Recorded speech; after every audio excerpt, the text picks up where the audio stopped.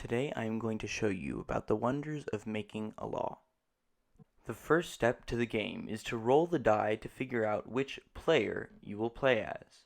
In order from who rolled the highest to the lowest, each person must pick which player they would like to play as. This will also be the turn order. It is important to pay attention to the advantages. Because there's no one else playing with me today, I will just play as a state legislature who has no advantage. All laws start as bills, so the game starts in the bill space. From here the game is played through chance using dice and cards. Although the actual process is much more complicated and not up to chance, this game is an attempt to simulate some aspects of that process. As you can see, there are cards here that correspond with the steps of the process. The cards were made to match with the spaces on the board to minimize mix-up. Take, for example, committee work. There are two committee work sections, yet they are in different chambers. On the bottom it says House of Representatives to help distinguish between the two. Now let's get into the game. My partner and I created this game to hopefully extend your knowledge and shed light on the process that rules the way our society functions. To start the game, I move forward one space to introducing legislation in the House of Representatives section. Every space has a main card that gives information about what happens in that space, so I'll pick up the card introducing legislation. The main card says during this lawmaking process, you have the possibility to play with three types of bills.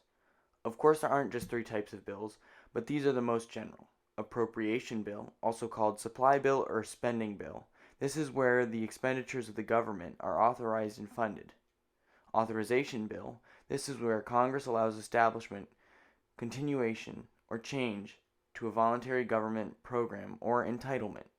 And lastly, resolution bill. This is where the bill itself is a resolution accepted by both chambers of the bicameral legislature that is non-binding and does not require approval of the president.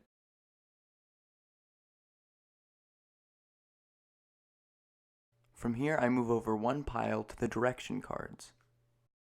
If the section I am on has a direction card, I will follow along with what to do. In this case, I'm supposed to roll the dice to see what bill I play as. To the left of the direction cards are stacks of the action cards. Read the title at the top to know what direction card they go with and to find your corresponding card. In my case, since it's a 1, I take this card, and now I am an authorization bill. To be clear, most have a more action-like thing to them, which could be going forward and starting your next turn. In some cases, you have to wait a few turns before being able to move forward. It is also possible to have your bill die and you must restart the game. While some move you forward one space, some automatically let you start the next step.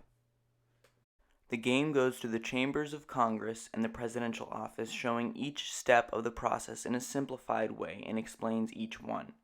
As you move through the legislative steps, you are able to hopefully come to a better understanding about what happens in this process. The game is designed to take a while, and there are many opportunities to fail, as that is common in real life. My partner and I hope you enjoy the game and are able to learn something from it. Good luck.